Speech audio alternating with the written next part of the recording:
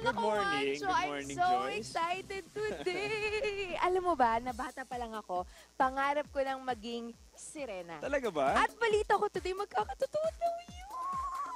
Wow. Paano ba ako magkakabuntot, Juancho? Paano ba? Alam mo, Joyce, ayon sa alamat, magkakaroon ka ng buntot sa pamamagitan ng halik ng tunay na pag-ibig. Ay, kaso wala yung lola ko dito eh. Paano kaya yun? Nandito naman ako eh. Ah, So, okay, ready ka na. Ready na ako. Ready ka na. Okay. 1, 2... Wala, yan na. Ayan na. Gumana talaga. Ang Grabe, galing. Juancho, gumana na. Thank you. Sirena na ako. Live na live sa unang hirit yan, mga kapuso. Wow, ang galing.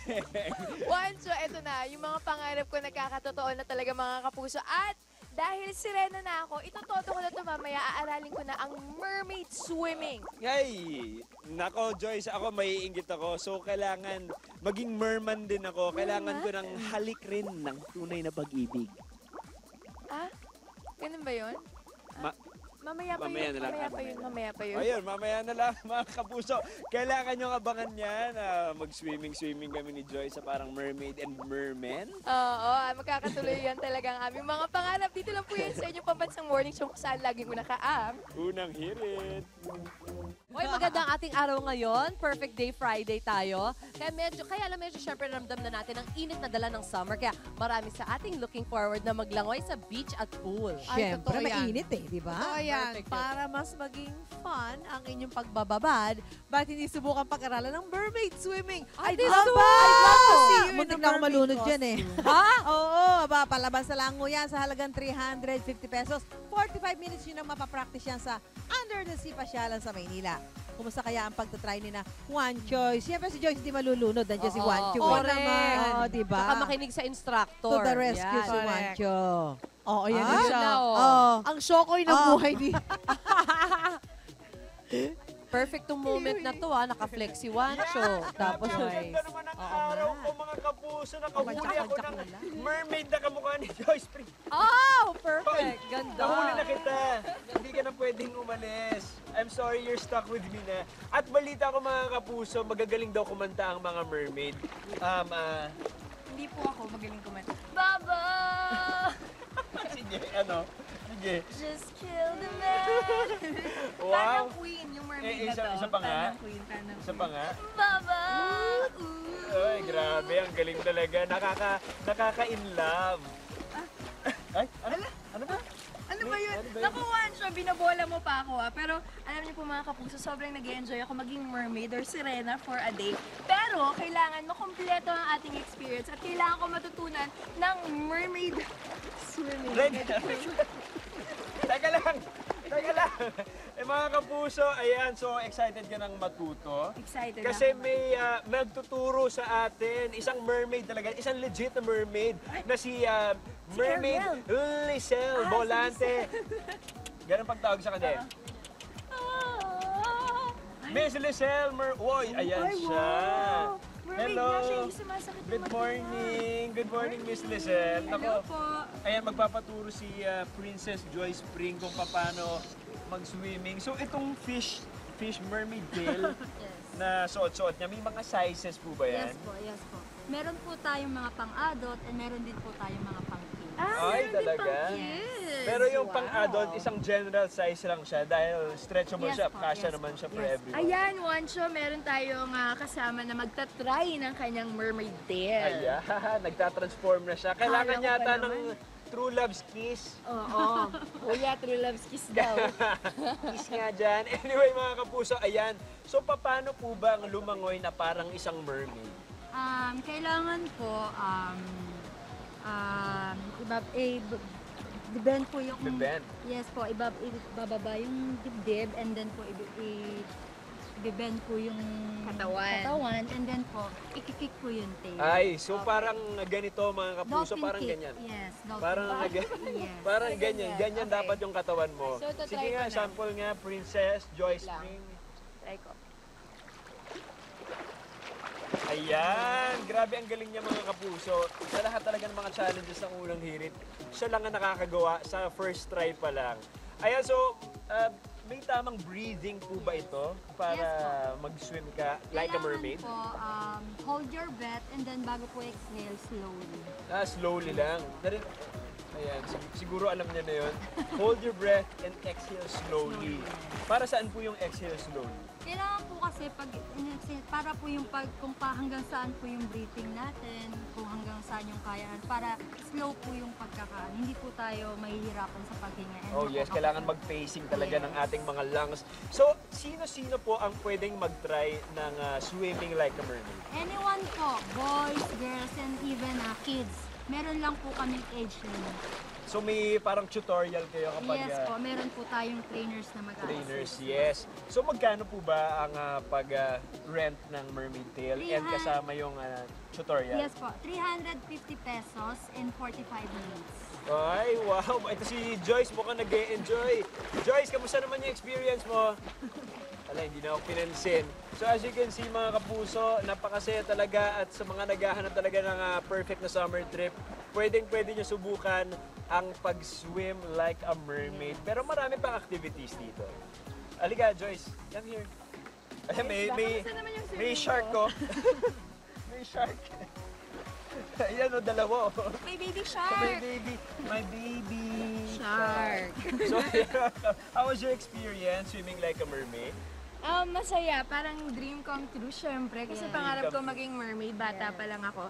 At syempre yung mga kids and kids at heart, diba, na talagang gusto maka-experience ng fairy tales nila come to life. Perfect to for me. Oo. Kamusta naman yung swimming ko? Okay lang ba? Yes po, pwede. Pwede na Joyce, talaga ako maging Ngayon, mermaid. nararamdaman mo na yung nararamdaman ko araw-araw. Ano? Dream come true, makasama ka kasi. Kasama ba yun? Hindi Frog Prince to May Hindi, pumapalaka dito. Hindi. Maraming Nako, salamat Joyce, susubukan po. ko. Ako naman susubok mamaya. Subok mo, maging Oo. merman? Kailangan nga ng kiss. True Kailangan love's ng True kiss. Love's Kiss. Naku, itatawag natin yan sa studio, mga kapuso.